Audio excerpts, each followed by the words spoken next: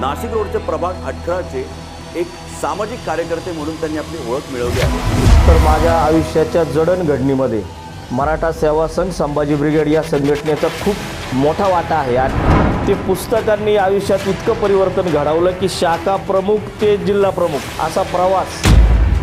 का मी गरिबीत जन्माला आलो हा माझा गुन्हा नाही, परंतु मी जर गरिबीतच मरणार असेल तर तो माझा सर्वात मोठा गुन्हा आहे। तर राष्ट्रवादी या पक्षात आपण चांगलं काम करू शकतो। आपल्याला असंही संघर्ष करायची संभाजी ब्रिगेडमध्ये सवय। चांगले चांगले लोकप्रतिनिधी घरात दडून बसलेले होते, हे जगजाहीर आहे। 500 कुटुंबांना शिधा द्यायचं काम, फक्त द्यायचं आणि फोटो काढणं हा विषय नव्हता। खरंच गरजूपर्यंत आपण गेलो, ते समोरच्याच्या डोळ्यात बघून कळायचं की कोणी नाही आलं यार, तुझा किराणा आला आमच्या घरी। प्रत्यक्षात अंमलात यायच्या वेळेस नागरिकांपर्यंत त्या योजना पोहोचत नाही ही एक खंत आहे। फक्त टीका टिप्पणी करणारे राजकारणात खूप आहे, परंतु बेस लेवल काम करणारे, ग्राउंड लेवल काम करणारा कार्यकर्ता म्हणून मला राहायला आवडतं आणि याही पुढे तसाच राहणार। नमस्कार, जागर जनस्थानच्या जागर कट्ट्यावर मी सुनील शिंदे आपलं स्वागत करतो। आज आपण जागर कट्ट्यावर एका अशा मान्यवरांना आमंत्रित केलेलं आहे।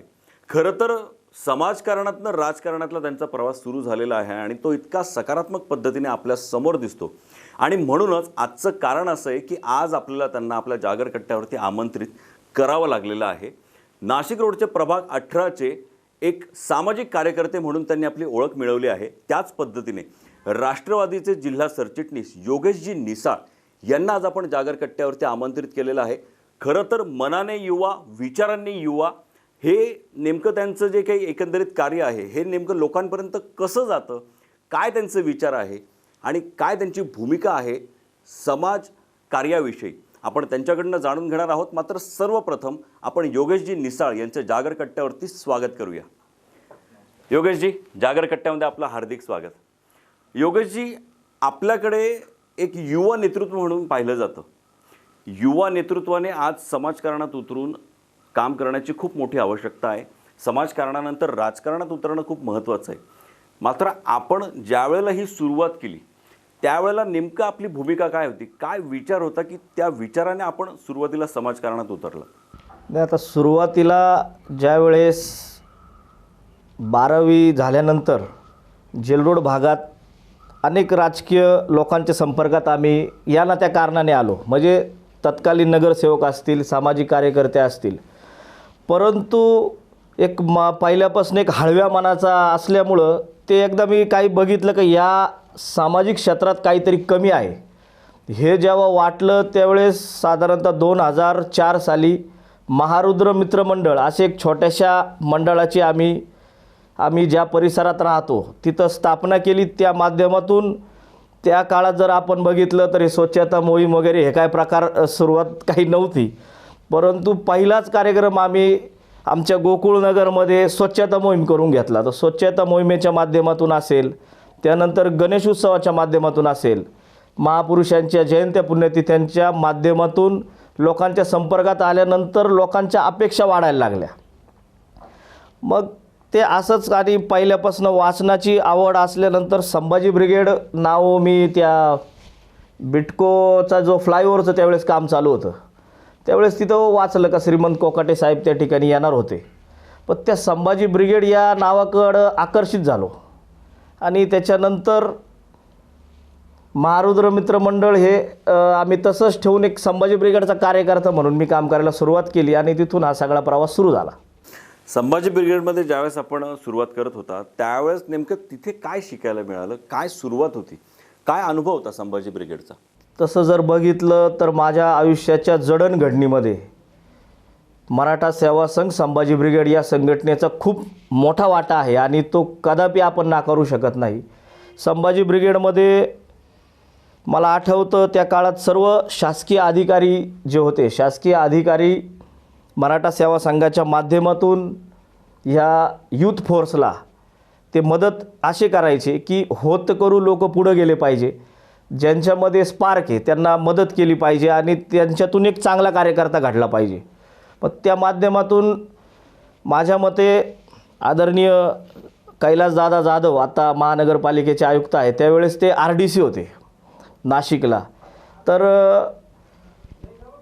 त्या माणसाची एवढी म्हणजे त्यावेळेस डेअरिंग म्हणावा किंवा त्यांचं एकदम कौशल्य म्हणावं, त्यावेळेस संभाजी ब्रिगेडच्या शाखेच्या उद्घाटनाला सुद्धा ते आले आणि तिथून माझ्या मनावर एक पगडा पडला की साले एवढे मोठे अधिकारीसुद्धा या संघटनेत इन्वॉल्व आहेत किंवा या संघटनेला मदत करतात. तर तिथून मी संभाजी ब्रिगेडचा कार्यकर्ता म्हणून त्या ठिकाणी सुरुवात केली आणि शाखा प्रमुखपद मला त्यावेळेस दिलं. शाखा प्रमुख असताना जेल रोडमधून त्यावेळेस आजही 12 जानेवारीला सिंदखेड राजा येथे जिजाऊ जन्मोत्सव मोठ्या प्रमाणात साजरा केला जातो. त्यावेळेस जेल रोडमधून मी पहिला व्यक्ती होतो जो सिंदखेड राजाला जिजाऊ जन्मोत्सवाला आम्ही गेलो. मग तिथून गेल्यानंतर तिथून काही पुस्तकं आम्हाला त्या वैचारिक चळवळीचे मिळाले. ते पुस्तकांनी आयुष्यात इतकं परिवर्तन घडवलं की शाखा प्रमुख ते जिल्हा प्रमुख असा प्रवास संभाजी ब्रिगेडचा माझा झाला. साधारणतः वाचनाची आवड आधी होती का त्यानंतर? आधी होती आणि त्यात त्याला खूप बूस्ट मिळाला. म्हणजे काही पुस्तकं असे वाचले आणि महापुरुषांचे विचार काही असे डोक्यात बसले की आमचे एक सर होते, ते म्हणायचे, मी गरिबीत चव्हाण सर म्हणून आम्हाला, मी के वाघ भाऊसाहेब नगरचा विद्यार्थी आहे, त्याच्यामुळं माझ्या बोलण्यात थोडंसं तुम्हाला ग्रामीणपणा दिसून येईल, कारण मी निफाड कारखान्यावरती शिकलो, ते मान्य केलं पाहिजे.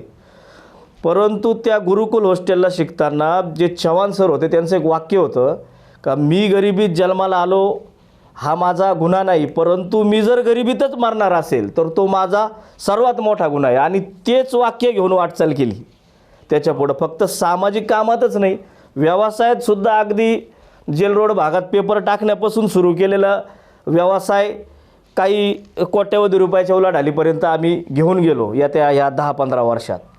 आणि 2007 साली संभाजी ब्रिगेडचा शाखा प्रमुख ते 2011-12 साली मी संभाजी ब्रिगेडच्या जिल्हा प्रमुख पदापर्यंत पोहोचलो. तर त्या बोलत तर त्या ब्रिगेडमध्ये काम करत असताना हे जे महापुरुषांचे पुस्तकं वाचनात आले त्या माध्यमातून विशिष्ट समाजासाठी काम करणं सोडून एक महाराष्ट्राला जी पुरोगामी वैचारिक परंपरा आहे ती खऱ्या अर्थाने मला ब्रिगेडनी तिची जाणीव करून दिली. ते पुस्तकं वाचल्यानंतर सर्व जाती धर्माच्या लोकांना घेऊन सामाजिक कामाला सुरुवात केल्यानंतर ज्यावेळेस सर्वप्रथम शिवशाहू यात्रा आदरणीय खासदार संभाजीराजे भोसले यांच्या माध्यमातून नाशिकमध्ये आली, त्यावेळेस मी संभाजी ब्रिगेडचा जिल्हा प्रमुख नुकताच झालेलो होतो. आणि त्याची जबाबदारी कैलासवासी शांताराम बापू कुंजीर, आमचे आदरणीय प्रवीणदादा गायकवाड असतील किंवा पुरुषोत्तम खेडेकर साहेबांच्या माध्यमातून ब्रिगेडचा अध्यक्ष म्हणून माझ्याकडे आली. आणि शिवशाहू यात्रा संभाजीराजेंची प्रचंड यशस्वी या नाशिकमध्ये आम्ही केली. त्यानंतर बाकीचं जे राजे स्वतः मान्य करतात का महाराष्ट्रामध्ये शिवशाहू यात्रेच्या माध्यमातून मी फिरल्यानंतर एक वलय त्या ठिकाणी. आणि त्यानंतर रायगडावरचा 6 जूनचा राज्याभिषेक हा मोठ्या प्रमाणात सुरू झाला. रायगडावर सुद्धा दरवर्षी राजेंच्या आदेशानुसार आम्ही 1 लाख लोकांचा जेवणाचा कार्यक्रम त्या ठिकाणी खाली चित्त दरवाजापाशी आमचा असतो. तो मान आदरणीय राजेंनी आमच्या जेलरोडकरांना दिलेला आहे. 1 लाख लोक तिथं जेवतात. त्याचे व्हिडिओ फुटेज तुम्हाला ते कळलंच ते बघितल्यानंतर. अच्छा, ज्या वेळेला आपण समाजकारणात सुरुवात केली त्यानंतर आपण संभाजी ब्रिगेडमध्ये समाविष्ट स्वतःला करून घेतलं आणि त्याच्यामध्ये इतकं काही शिकण्यासारखं होतं की ते आपण आत्मसात करत गेला, ते स्वतःमध्ये झिरपवलं असं एकंदरीत म्हणावं लागेल. त्यानंतर नेमकं आयुष्यामध्ये आपण कोणाला आदर्श ठेवलं आणि त्या पद्धतीने वाटचाल केली? त्यानंतर आयुष्यामध्ये महापुरुषांचे विचार बाळगल्यानंतर छत्रपती शिवराय, डॉक्टर बाबासाहेब आंबेडकर, लोकशाहीर अण्णाभाऊ साठे, महात्मा ज्योतिराव फुले ह्या महापुरुषांनाच आदर्श ठेवलं. आणि ह्या महापुरुषच आपल्यात, जसं डॉक्टर बाबासाहेब आंबेडकरांनी सांगितलं आहे, जा घराच्या भिंतीवर लिहून ठेवा की आपल्याला या देशाची शासनकर्ती जमात बनायचं आहे, किंवा लोकशाहीर अण्णाभाऊ साठेंनी सांगितलं आहे, जग बदल घालून गाव सांगून गेले मज भीमराव. हे विचार आल्यानंतर माणूस मागं हटूच शकत नाही. मग ते विचार आत्मसात करून त्यावेळेस संभाजी ब्रिगेडच्या माध्यमातून ज्यावेळेस मराठा कुणबी समाजाला दाखले मिळत नव्हते त्यावेळेस समाज कल्याण ऑफिसला आमच्यावर गुन्हे दाखल झाले, परंतु समाज कल्याण ऑफिसला टाळं ठोकून आम्ही इतकं मोठं आंदोलन केलं की 3000 कुणबीचे दाखले त्यावेळेस संभाजी ब्रिगेडच्या माध्यमातून वितरित करण्यात आले. तत्कालीन अधिकारी जैन साहेब वगैरे त्यावेळेस होते. त्यानंतर मराठा आरक्षण लढ्यातसुद्धा आदरणीय खेडेकर साहेब असतील, प्रवीणदादा गायकवाडांच्या मार्गदर्शनाखाली, संभाजीराजेंच्या मार्गदर्शनाखाली ज्यावेळेस मराठा क्रांती मोर्चा निघाला, प्रत्येकाला काही ना काही जबाबदाऱ्या देण्यात आल्या. त्यावेळेससुद्धा काही लाख लोकांना, आम्ही सोलापूरवरून खास ती चटणी आणि ती कडक भाकर येते सोलापूर साईडला, ते साधारणतः 8 ते 10 लाख रुपयाचे ते आम्ही आयशर भरून त्यावेळेस मराठा क्रांती मोर्चाचा एक सेवक म्हणून लोकांना ज्यावेळेस पाणी मिळत नव्हतं आणि खायलाही मिळत नव्हतं, एवढी प्रचंड गर्दी त्या मोर्चांमध्ये व्हायची, ते एक पुण्याचं काम त्यावेळेस आम्ही केलं. म्हणजे त्यावेळेस आदरणीय नाशिकचे खासदार हेमंतप्पा गोडसेसुद्धा त्या ठिकाणी आमच्या स्टॉलवरती येऊन लोकांना अन्नदान त्यावेळेस करत होते. ती एक चांगली अचिव्हमेंट त्या झाली. तर अशा पद्धतीने ब्रिगेडच्या माध्यमातून अनेक आंदोलनं, मोर्चे, सामाजिक उपक्रम करत राहिलो. बरोबर. एकंदरीत ज्यावेळेस संभाजी ब्रिगेडमध्ये आपण होता, त्यानंतर वाचनाची आवड, त्यानंतर बदललेले विचार आणि त्यानंतर आपल्या माध्यमातून बदललेलं समाजकारण आणि समाजसेवा, हा एकंदरीत प्रवास आपण जाणून घेतला. मात्र त्यानंतर ज्यावेळेला आपण एका अशा वळणावर असतो की याच्यानंतर आता आपल्याला राजकारणामध्ये पाऊल ठेवायचं आहे, त्यावेळेला आपली एक पार्श्वभूमी तयार झालेली असते विचारांची, की आपण काही महापुरुषांचं वाचन केलेलं असतं, त्यानंतर आपण दैनंदिन जीवनात अनेक लोकांना भेटलेलो असतो. अशा सर्व पार्श्वभूमीनंतर आपण राजकारणामध्ये प्रवास करत होता. त्यावेळेला प्रवेश करत असताना एकंदरीत कुठल्या पक्षाचा विचार आपण केला होता आणि त्यानंतर आपण राष्ट्रवादी पक्षामध्ये आपण स्वतःला समाविष्ट करून घेतलं, यामागे नेमका काय विचार होता?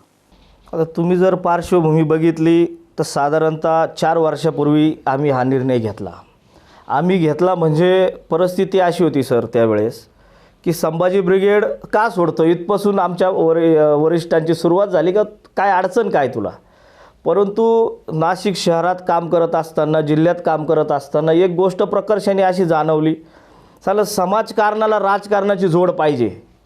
म्हणजे ज्या आपल्या मनातलं विजन आहे, ज्या आपल्या मनातल्या गोष्टी आहे, त्या आपण ठणकावून प्रशासनाकडून कधी करून घेऊ शकतो, ज्यावेळेस तुम्ही लोकप्रतिनिधी असाल. बरोबर. लोकप्रतिनिधी नसताना सुद्धा नाशिक महानगरपालिकेच्या माध्यमातून मला वृक्ष प्राधिकरण समितीवर सदस्य म्हणून काम करण्याची संधी मिळाली. यापूर्वी ती संधी मिळाल्यानंतर एक छोटंसं उदाहरण देतो. ती संधी मिळाल्यानंतर सगळ्यात पहिला ठराव किंवा आमच्या लेटरवरती मी काय केला असेल तर जेतवन नगरमध्ये 10 एकरचा 7 एकरचा जेतवन नगर नर्सरी म्हणून तो 3-3.5 एकरची बहुतेक तो परिसर आहे, जीर्ण अवस्थेत आहे. तुम्ही आजही बघितलं तर तिथं तुम्ही PPP म्हणजे पब्लिक प्रायव्हेट पार्टनरशिप तत्त्वावर तो विकसित करून त्या ठिकाणी एक वनौषधीचं एक माहिती केंद्र तयार करा, जो ते डेव्हलप करेल. त्यात तिथं कॅफेटेरिया आणि एक मनोरंजन पार्क त्या ठिकाणी तयार करण्याचा प्रस्ताव मी माझ्या स्वतःच्या लेटर हेडवर तिथं मांडला. त्यावेळेस आयुक्त साहेबांनी तो मंजूर केला. आत्ता ती फाईल प्रोसेसमध्ये आहे. म्हणजे एखाद्या सामाजिक कार्यकर्त्याला एखाद्या छोट्या पदावर जरी संधी मिळाली, मग तो जर विचाराचा असेल, व्हिजन असलेला असेल, तर काय होऊ शकतं. तर ते अनेक वर्षाचा तो पार्क माझ्या मते तिथल्या एकाही नगरसेवकांनी तो मुद्दा आजपर्यंत उचललेला नाही. आजही तुम्ही महापालिकेत जर केलं तर माझ्या याच्यावरती तो ठराव आहे आणि ती फाईल प्रोसेसमध्ये आहे. मग ते मला लक्षात आल्यानंतर आपण आपल्या भागात ज्या पायाभूत सुविधा निर्माण करायच्या आहे, तर आपण राजकारणात गेलं पाहिजे, पक्षात गेलं पाहिजे असं वाटलं. आणि 3 वर्षापूर्वी जर बघितलं तर राष्ट्रवादी काँग्रेस पार्टीची परिस्थिती, आदरणीय भुजबळ साहेब, आदरणीय समीर भाऊ त्या काळात तुरुंगात होते. सर्वीकडं एक वेगळं वातावरण होतं. त्यांच्याविषयी वेगळ्या भूमिका, म्हणजे त्यांच्याविषयी वेगळे विचार होते आणि परिस्थिती इतकी खराब असताना, परंतु या महापुरुषांचे विचार आणि पुरोगामी विचारावर काम करणारा पक्ष आणि पवार साहेबांचं याच्या आधीचं काम किंवा मंडल आयोगाच्या भूमिका असतील, नामांतराचे काही विषय असतील, तर राष्ट्रवादी या पक्षात आपण चांगलं काम करू शकतो. आपल्याला असंही संघर्ष करायची संभाजी ब्रिगेडमध्ये सवय. त्याच्यामुळं कुठंतरी एखाद्या पक्षाचं वातावरण चांगलं आहे म्हणून आपण त्याच्यात एंट्री करू आणि आपण पुढं निवडणुकीला सामोरं जाऊ, हा विचार अजिबात नाही. आपण बेस लेवल कार्यकर्ते असल्यामुळं त्या काळात सर 500 कार्यकर्ते इथून मुंबईला घेऊन आम्ही प्रवेशासाठी गेलो. आदरणीय तटकरे साहेब त्यावेळेस प्रदेशाध्यक्ष होते, अजितदादा त्या ठिकाणी उपस्थित राहणार होते. परंतु त्यांना काहीतरी काम लागलं. उस्मानाबादला त्यावेळेस हल्लाबोल यात्रा जी सुरू होती, माझ्या मते आमदारकीच्या आधीचा विषय हा, आमदारकीच्या का खासदारकीच्या पण आधीचा विषय. तर त्यावेळेस आम्ही मुंबईवरनं परत थेट उस्मानाबादला गेलो आणि तिथं अजितदादांनी सांगितलं मी जेल रोडला येतो. आम्ही तो प्रवेश घेतल्यानंतर जेल रोडला सगळ्यात मोठी अजितदादा पवार यांची सभा, आमच्या जेल रोड विकास प्रतिष्ठान, आमच्या राजमाता जिजाऊ प्रतिष्ठान जो ग्रुप संभाजी ब्रिगेडमधनं इकडं आला, त्या ग्रुपच्या माध्यमातून हजारो लोकांची सभा त्यावेळेस जेल रोडला आम्ही घेतली आणि निमित्त होतं छत्रपती संभाजीराजे जयंती. बरोबर. योगेशजी, काय बदल जाणवतो ज्या वेळेला आपल्याकडे एखाद्या पक्षाचं नेतृत्व नव्हतं, मात्र समाजकारणाविषयी प्रचंड प्रेम होतं आणि त्या ताकदीने आपण तेव्हाही काम करत होता आपल्या प्रभागामध्ये, आणि ज्या वेळेला आपल्याला राष्ट्रवादी काँग्रेस पक्षाची जोड लाभली त्यानंतर आपण जो काही एक वेगळ्या पद्धतीचा विकास आपल्या प्रभागामध्ये घडवून आणला, त्याबद्दल आमच्या जनतेला ऐकायला नक्की आवडेल. नाही, काय झालं, संभाजी ब्रिगेडमध्ये असताना आपल्याला आपण जे म्हणतो समाजकारणात राजकारणात वरद हसतं किंवा या काही गोष्टी नव्हत्या. आता योगायोगाने आम्ही विरोधी पक्षात राष्ट्रवादी काँग्रेस पार्टी असताना आलो, त्यावेळेससुद्धा राष्ट्रवादी काँग्रेस पार्टीच्या लेटर हेडवरती बऱ्यापैकी आंदोलनं असतील. आता आदरणीय आमचे मार्गदर्शक दिलीपांना खैरे यांच्या नेतृत्वाखाली त्यावेळेस वडपे ते धुळे रस्त्याचं एक मोठं आंदोलन आम्ही केलं होतं, त्या खड्ड्यांचं. तर तत्काळ त्याची दखल घेतली जाते. म्हणजे आता प्रभाग 18मध्ये आता हे लसीकरण केंद्र, आत्ताचा विषय, लसीकरण केंद्र सुरू करा ही सगळ्यात पहिली मागणी आम्ही केली आणि पंचकला लसीकरण केंद्र त्या ठिकाणी सुरू झालं. जे कुठंतरी त्या बॅनरचा फायदा होतो आणि आता तर पक्ष सत्तेत आहे, म्हणजे आता तर 100% त्याचा फायदा होतो. परंतु त्याचा गैरफायदा न घेता फायदा म्हणजे नागरिकांसाठी जो फायदा करता येईल तर त्या नक्कीच त्या लेटर हेडचा, त्या पक्षाचा, त्या नेतृत्वाचा, आदरणीय भुजबळ साहेबांचं काम असेल, समीर भाऊंचं असेल, मागील काळात केलेले सगळे विकास कामं, त्याचा नक्कीच फायदा होतो. योगेशजी, ज्या वेळेला आपण एखाद्या पक्षामध्ये समाविष्ट होतो त्यानंतर आपल्याला अनेक पदाधिकाऱ्यांची आपल्याला साथ लाभते आणि त्यानंतर आपली ओळख ही एका वेगळ्या उंचीवरती जाते. अशा वेळेस समाजातल्या खालच्या थरामध्ये जे लोक काम करत असतात त्या लोकांपर्यंत शक्यतो लोकप्रतिनिधी असतील किंवा राजकारणी असतील हे तेवढ्या ताकदीने, तेवढ्या आत्मीयतेने पोचत नाही. मात्र आपण राजकारणात असो किंवा समाजकारणात काम करत असताना अगदी समाजातल्या तळागाळातल्या कामगारापर्यंत पोचता आणि त्याला अगदी बेसिक अशा सोयीसुविधा उपलब्ध करून देता. राजकारणात ज्यावेळेस असं काम होतं त्यावेळेस त्याचं ब्रँडिंग केलं जातं, सोशल मीडियाच्या माध्यमातून असो, फोटोजच्या माध्यमातून असो, त्याचं खूप मोठ्या प्रमाणात ब्रँडिंग केलं जातं, त्याचे होर्डिंग्स लावले जातात. मात्र आपण हे काम करून विसरून जाता. म्हणजे नेकी कर और दर्या में डाल हे एकंदरीत जे काही समीकरण आहे हे आपल्याबद्दल फार बघायला मिळतं.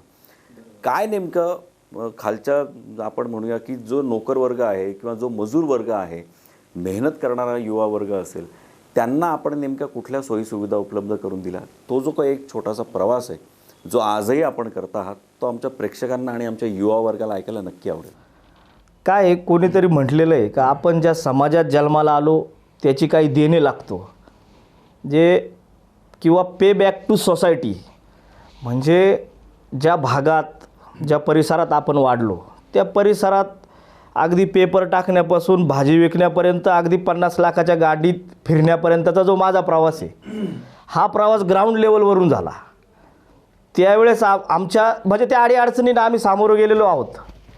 तर कुठंतरी आपण त्याची जाणीव ठेवली पाहिजे या माध्यमातून. आणि त्याच माध्यमातून जर आपण विचार केला तर जेल रोडमध्ये गेल्या 25 आता महानगरपालिका स्थापन होऊन 30 वर्ष झाले जवळजवळ.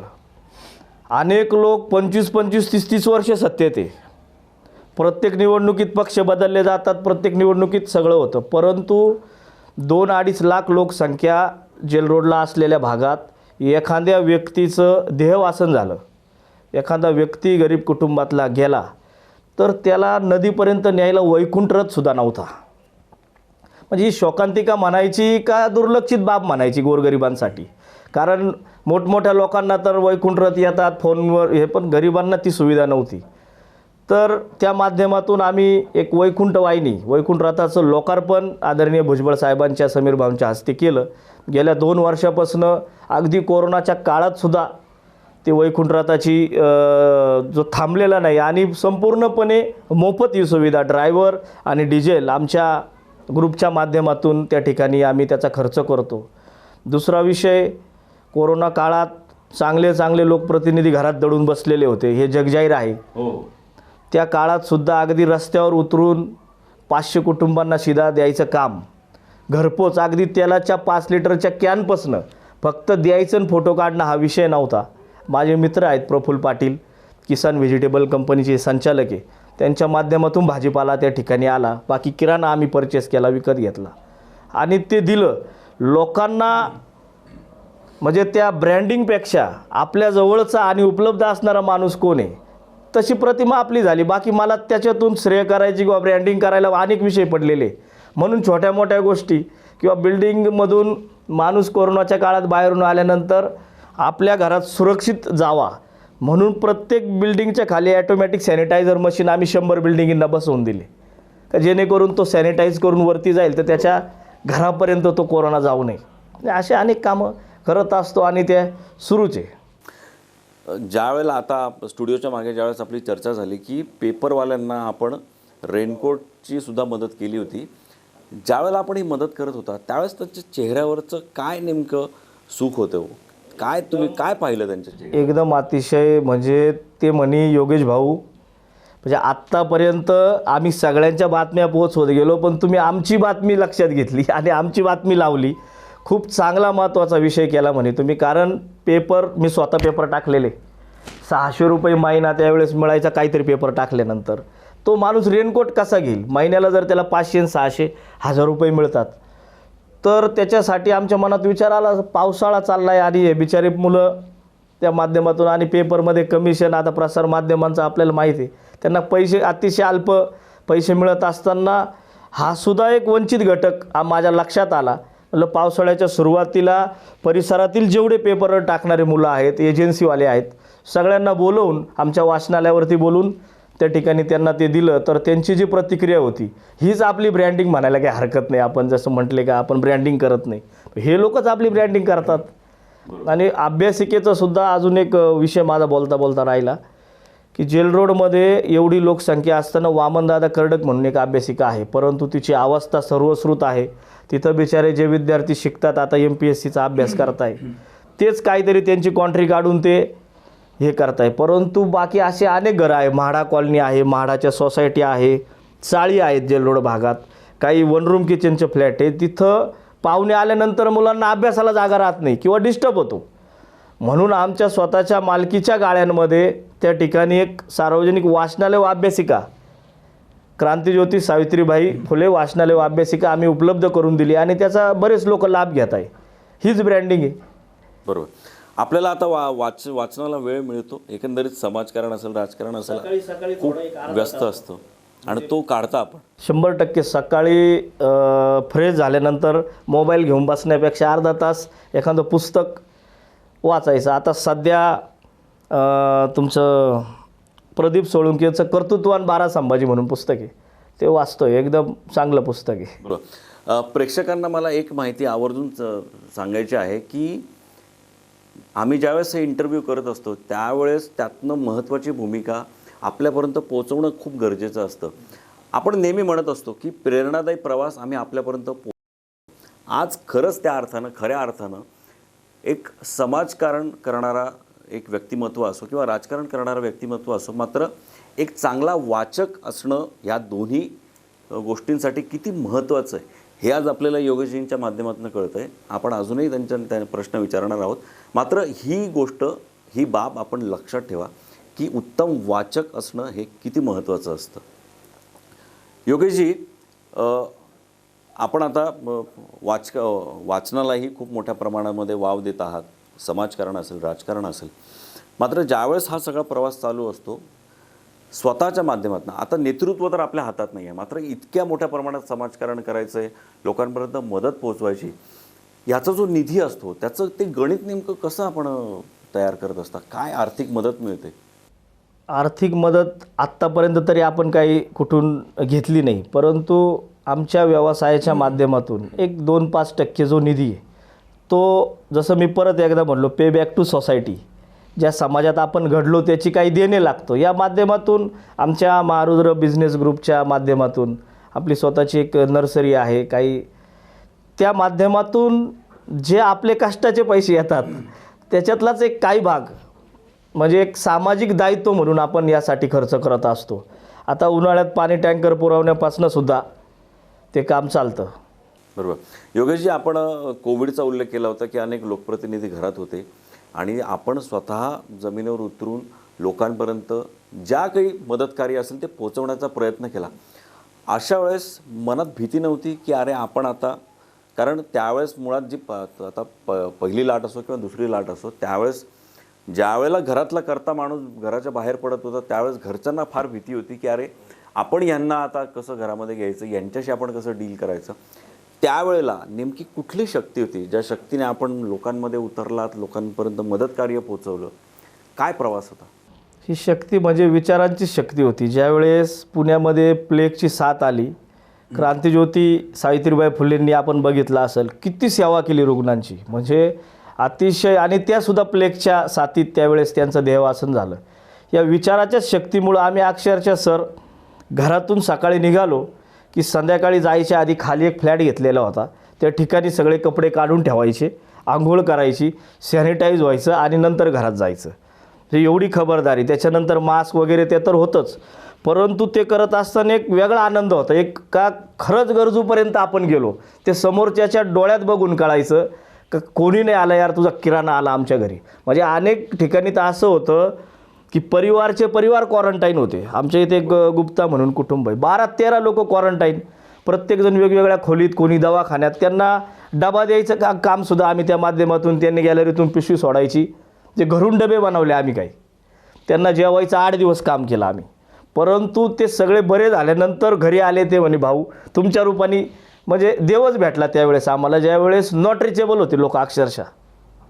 म्हणजे एक मुलाचे आई वडील दोन्ही दवाखान्यात, त्या मुलाला सुद्धा त्यावेळेस जेवण देण्याचं काम आमच्या इथं वसंत विहार म्हणून सोसायटी आहे त्या ठिकाणी आम्ही केलं. अशा आणि लोकांचा तो प्रतिसाद बघून तीच शक्ती यायची आणि करायचो. दुर्दैवाने त्याच्यानंतर मी दुसऱ्या लाटेत पॉझिटिव्ह झालो, परंतु पहिल्या लाटेत तसं काही वाटलं नाही. बरोबर. योगेशजी, ज्यावेळेस राष्ट्रवादीमध्ये आपल्या कामाची सुरुवात झाली त्यानंतर आपण एक भूमिका घेऊन राष्ट्रवादीमध्ये प्रवेश केला होता. मात्र ज्या वेळेला आपण राष्ट्रवादीच्या पदाधिकाऱ्यांना भेटला असाल, आदरणीय छगन भुजबळजी असतील, समीरदादा असतील, यांना भेटल्यानंतर किंवा पवारसाहेब असतील, एखादा असा वेगळा अनुभव जो आमच्या प्रेक्षकांना ऐकायला आवडेल की ज्या अनुभवामुळे आपण घेतलेला निर्णय हा योग्य आहे आणि आपण योग्य माणसांकडे आपण समाविष्ट झालेलो आहोत, हे आपल्याला कधी कळालं? एखादा असा अनुभव भुजबळ साहेबांचा असेल किंवा समीरदादांचा असेल, असा कुठला एखादा किस्सा, अनुभव आठवतोय? आता अनुभव तसा विचार केला तर त्यांच्यामध्ये काम करण्याची इतकी प्रचंड ऊर्जा आहे, म्हणजे त्याच्यातून मला शिकायला मिळालं की सकाळी 8 वाजता समजा साहेब, म्हणजे बऱ्याच वेळेस भुजबळ फार्मला आमचं जाणं होतं, 8 वाजता बाहेर आल्यानंतर पूर्ण शेड्यूल, आणि सकाळी मुंबईला जर असले दुपारी परत पुण्यात. म्हणजे असं झालं त्या दिवशी शपथविधी होता पहिल्या 3 मंत्र्यांचा, ज्यावेळेस हे महाआघाडी सरकार स्थापन झालं त्या दिवशी 28 नोव्हेंबर होता. महात्मा ज्योतिराव फुलेंचा स्मृतिदिनाचा कार्यक्रम पुण्यात फुलेवाड्यात असतो. साहेब सकाळी इथून निघून त्या कार्यक्रमाची पूर्ण तयारी, साहेबांनी तिथं भाषण दिलं, तिथून लगेच मुंबईला शपथविधीला. म्हणजे आमची गाडी त्यांना फॉलो करत होती त्या दिवशी, कारण काही जबाबदाऱ्या होत्या पक्षाच्या. आदरणीय दिलीप अण्णांच्यात बरोबर होतो आम्ही. तर म्हणजे मी विचार केला हे माणसं कधीच थकत नाही. यांचं वय किती आणि यांचं काम किती? एनर्जीला त्यांच्या सॅल्यूट केला. म्हटलं योगेश आपल्याला खूप काम करायचं आहे अजून खूप, म्हणजे आपण जे काम करतोय ते यांच्या पुढे शून्य आहे. समीर भाऊंची सुद्धा काम करायची पद्धत अतिशय वेगळी आहे. म्हणजे एखादी गोष्ट त्यांच्या आली एवढ्या व्यस्त याच्यात सुद्धा एखादा मेसेज गेला, भाऊ असं असं इमर्जन्सी आहे, त्यांनी फोन नाही केला तरी पुढच्या 5-10 मिनटात त्यांच्या शिवाय सहायकांचा फोन येतो, योगेश असा असा प्रॉब्लेम, तू याला जाऊन भेट. म्हणजे संपूर्ण व्यस्त दिनचर्येत सुद्धा तळागाळातल्या कार्यकर्त्यांपर्यंत लक्ष देण्याची त्यांची जी पद्धत आहे आणि हे करत असताना मोठे विजन पण, तर हे सगळा ताळमेळ साधायची एक कला त्यांच्याकडून मी शिकलो. बरोबर. योगेशजी, राजकारणात काम करत असताना आपण अनेक ठिकाणी मदतकार्य करत असतात. काम करणाऱ्या माणसावर टीका होते, आपल्यावरही वेगवेगळ्या माध्यमातून टीका होत असतील. या टीकांना आपण कुठल्या प्रकारे पाहता? नाही, माझं आयुष्यात एक विचार आहे स्वतःचा, की आयुष्यात दुसऱ्याची रेष पुसण्यापेक्षा आपली स्वतःची रेष इतकी मोठी करा का त्याची छोटी वाटली पाहिजे. त्याच्यामुळं कोणाच्याही टीकेला आपण उत्तर देत नाही. आपली रेष मोठी करण्याकडे आपला कल असतो आणि म्हणजे त्या माध्यमातून लोक स्वीकारतात. फक्त टीका टिप्पणी करणारे राजकारणात खूप आहे, परंतु बेस लेवल काम करणारे, ग्राउंड लेवल काम करणारा कार्यकर्ता म्हणून मला राहायला आवडतं आणि याही पुढे तसाच राहणार. म्हणजे अगदी राजकारणात सुद्धा याच्या त्याच्यावर टीका करण्यापेक्षा आपलं काम करत राहायचं, केलेली टीका सोडून द्यायची, त्याग आठवायचा महापुरुषांचा. परत एकदा तेच आलं. नाही, बरोबर आहे. आता ज्यावेळेला आपण प्रभाग क्रमांक 18चा विचार करतो किंवा आता आपल्या प्रभागात आपण ज्या पद्धतीने विकास कामं करत आहात त्याविषयी आपण बोलू, की आज विद्यमान जे काही नगरसेवक तिथे आहे, ज्यांच्यावर अनेक जबाबदाऱ्या जनतेने सोपवलेल्या आहे, आपण वेगळ्या माध्यमातून आपल्या प्रभागाकडे बघत असता. मात्र आज ते ज्या पद्धतीने काम करत आहेत त्या कामाशी आपण सहमत आहात का? नाही, विद्यमान नगरसेवकांची ज्या काम करण्याच्या भूमिका आहेत त्यांच्या योजना चांगल्या असतात. 100% प्रत्येकजण एक विजन घेऊन काम करत असतो. त्या योजना त्या ठिकाणी आखल्या जातात. त्या योजना प्रत्यक्षात अंमलात यायच्या वेळेस नागरिकांपर्यंत त्या योजना पोहोचत नाही, ही एक खंत आहे. म्हणजे आमच्या प्रभागात नाशिकमध्ये नाही एवढं मोठं, वृंदावनच्या धर्तीवर एक मोठं अमृत उद्यान या ठिकाणी मागील काही नगरसेवकांच्या संकल्पनेतून त्यांच्या विजनमधूनच तयार झालं. परंतु त्या अमृत उद्यानाच्या एंट्रीला मागच्या बाजूने काहीतरी एक लिटिगेशन, काहीतरी जागेचा काहीतरी कॉर्पोरेशनचा प्रॉब्लेम आहे. एवढी चांगली योजना अंमलात आणल्या गेली, परंतु त्या गार्डनला जायला जर रस्ताच नसेल तर तिचा आपण काय उपभोग घेणार. जे कुठंतरी विद्यमान लोक त्या योजनांचा खालच्या थरापर्यंत पोहोचवण्यासाठी कमी पडतात असं वाटतं. प्रयत्न सगळेच करतात, काम करतात. शेवटी मागच्या बाजूने त्या उद्यानाला गेट करणं, त्याचा वापर चालू आहे, परंतु अजूनही ती बाजू जी राजराजेश्वरीच्या पुढं सायखेडा रोडची जी बाजू आहे ती दुर्लक्षित आहे. अशा पद्धतीने आणि लोकही कदाचित फॉलोअप घ्यायला कमी पडत असतील किंवा ते यांच्याकडे दुर्लक्ष करत असतील, पण एकंदरीत परिस्थिती तशी फारशी समाधानकारक नाही. बरोबर. एकंदरीत आता इतका सगळा आपल्या प्रभागाचा अभ्यास आणि एकंदरीत सत्ताधारी ज्या पद्धतीने काम करत आहे, म्हणजे एकूण पूर्ण आपल्याला त्या गोष्टीचं ज्ञान आता आपण घेण्याचा प्रयत्न करत आहात. विविध अनुभवातून आपण ते शिकत आहात. आता आगामी निवडणूक आता येऊ घातलेली आहे, त्यासाठी नेमकी कुठल्या प्रकारची तयारी आपण करत आहात? निवडणुकीला उभं राहण्याची काही तयारी आहे का? मुळात प्रश्न आता असा आहे की अनेक नागरिकांनीच आपल्याला सांगितलं असेल की यावेळेला आम्हाला आपल्याला एक नेतृत्व म्हणून पाहायचं, एक लोकप्रतिनिधी म्हणून आपण आमच्यासाठी काम करावं अशी त्यांची इच्छा असेल. काय एकंदरीत तो प्रवास आहे आणि कशी त्याची नेमकी आपण स्ट्रॅटेजी करत आहात? राजकीय खरं तर प्रामाणिकपणे सांगायचं म्हणजे ब्रिगेडमधनं राष्ट्रवादी काँग्रेस पार्टीत आल्यानंतर आपण एक आपला व्यवसाय मोठा करू शकतो, हा माझा व्ह्यू होता. की ब्रिगेडमध्ये बऱ्याच जबाबदाऱ्या होत्या. तसं NCPत आंदोलन असलं जायचं, परत आपला तो सिम्बॉल पक्षाचा ठेवून आपलं काम, आपला व्यवसाय वाढवायचा, ह्या भानगडीत काही पडायची इच्छा नव्हती. परंतु त्या कोरोनाच्या लाटेत जसं सोशल वर्क आम्ही सुरू केलं तर लोकांमधून यायला लागलं का भाऊ हे तुम्ही काहीतरी हे करा, यावेळेस उभंच राहा. म्हणजे उभे राहा म्हणलं त्यांना सुरुवातीला मलाही त्याच्यात इंटरेस्ट वाटला नाही, परंतु जसं खोलवर जसं प्रभागाचा अभ्यास करत आम्ही त्याच्यात घुसत गेलो तर लक्षात आलं का 100% इथं आपल्यासारख्या माणसाची गरज आहे ज्याच्याकडे विजन आहे. म्हणजे आत्ता डेंग्यू मलेरियाचा आता तुम्ही पाहिलं, डेंग्यूची मोठी साथ आहे. आजही म्हणजे वाढदिवसच गेल्या 4 वर्षापासून म्हणजे 4था वाढदिवस म्हणजे असा करतो आम्ही का जेणेकरून काहीतरी समाजाला त्याचा फायदा होईल. होर्डिंग बॅनरबाजी ते करण्याचा अजिबात आम्हाला इंटरेस्ट नाही आणि त्याच्यावर आपले फोटो मोठे करून लोकांचे छोटे महापुरुषांचे छोटे टाकून आपल्याला मोठं होण्यात इंटरेस्ट नाही. परंतु वाढदिवसाच्या दिवशी मी एक धूर फवारणी यंत्र त्या ठिकाणी विकत घेतलं. एक धूर फवारणीची गाडी तयार केली आम्ही. मोफत डास प्रतिबंधक वाहन म्हणून नाशिक रोड जेल रोड परिसरात ते पहिलं मोफत धूर फवारणीचं वाहन, माझ्या मते नाशिकमध्ये असेल कदाचित, नाशिकचं माहीत नाही.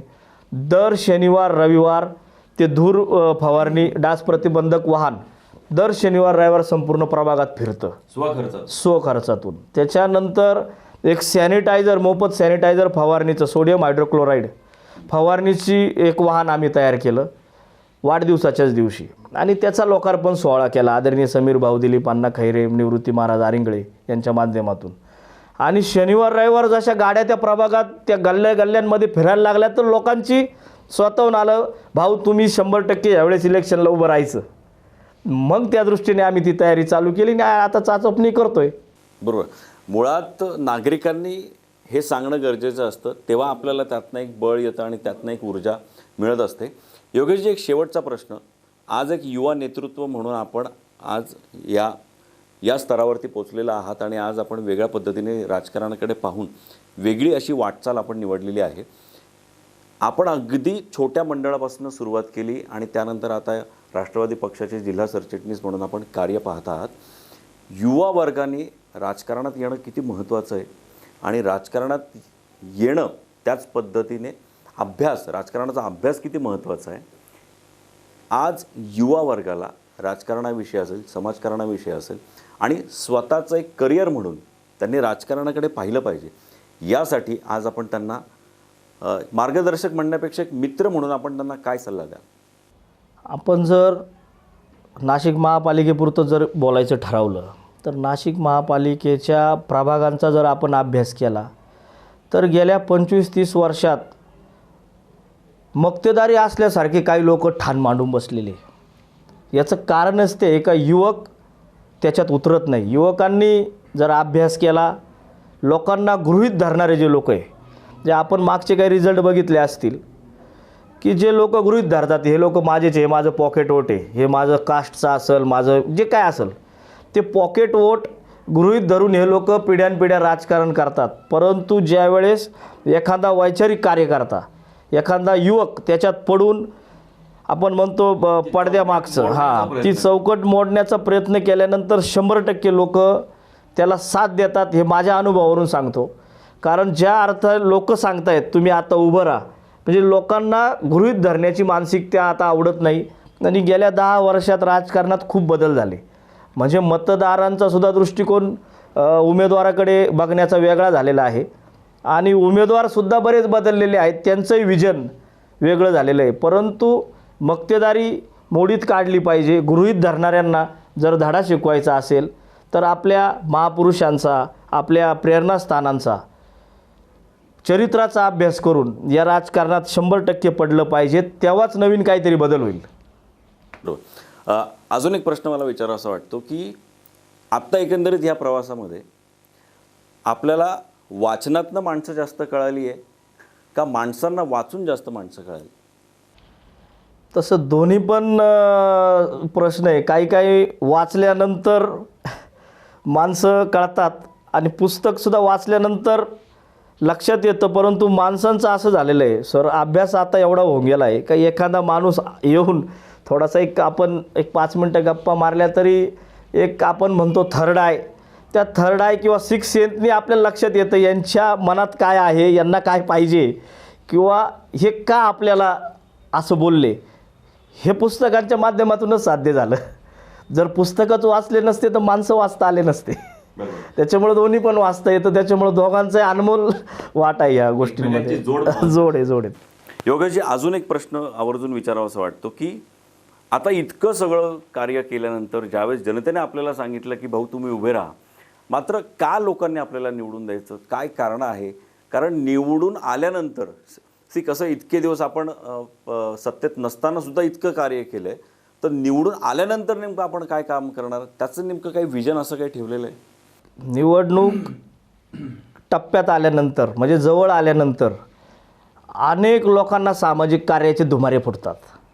म्हणजे कुठंतरी निवडणूक आली म्हणून आम्ही खूप सोशल वर्कर आहोत असं दाखवलं जातं.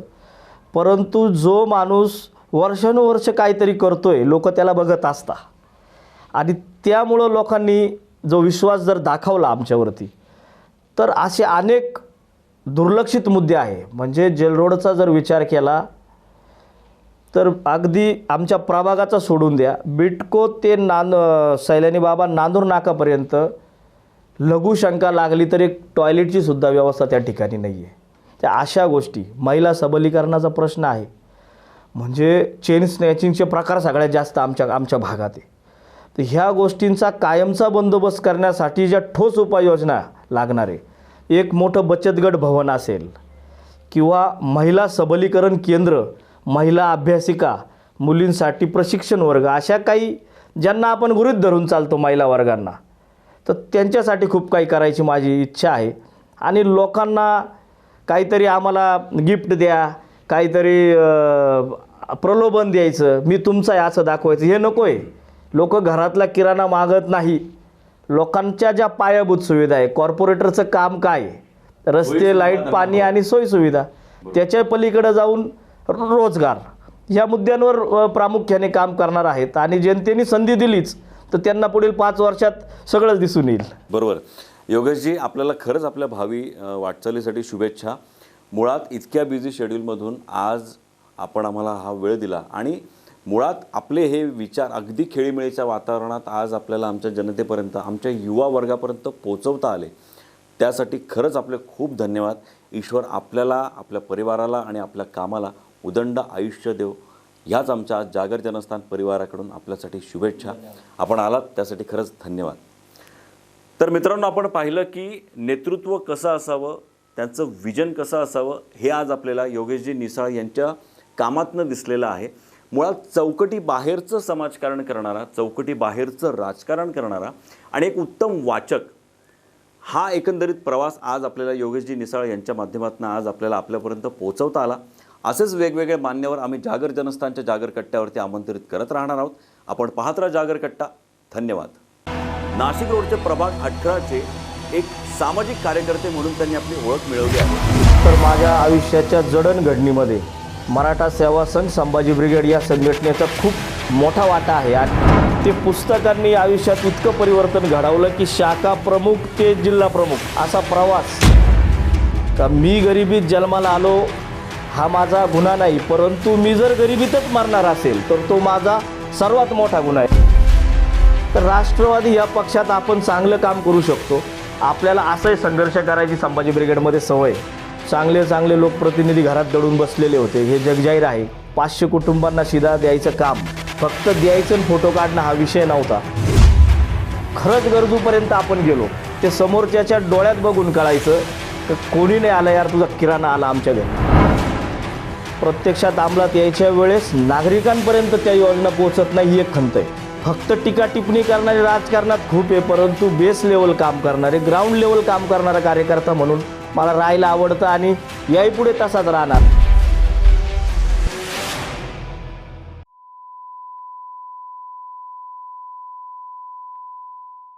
जागर जनस्थान मीडिया, उत्तर महाराष्ट्रातील एक अग्रगण्य वृत्तवाहिनी, वृत्तपत्र आपल्या सेवेत. सांस्कृतिक, शैक्षणिक, सहकार, कृषी, कला, क्रीडा सर्वच क्षेत्रातील घटकांचा न्याय हक्कासाठी, जनजागृतीसाठी आम्ही घेऊन येत आहोत जागर जनस्थान ही आपल्या हक्काची वृत्तवाहिनी, वृत्तपत्र. Social media, print media, electronic media अशा सर्व माध्यमातून पोहोचवणार सर्वसामान्यांचा आवाज. उत्तर महाराष्ट्रातील जनतेच्या हक्काची एकमेव वृत्तवाहिनी जागर जनस्थान. जागर जनतेचा, जनतेसाठी सर्वसामान्यांच्या हक्काचा आवाज, जागर जनस्थान.